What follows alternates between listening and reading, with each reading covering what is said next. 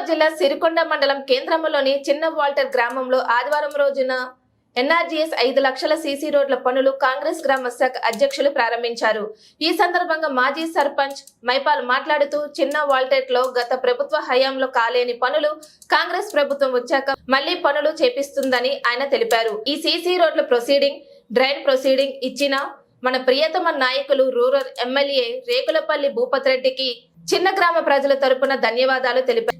ఈ కార్యక్రమంలో గ్రామ కాంగ్రెస్ కార్యకర్తలు తదితరులు పాల్గొన్నారు.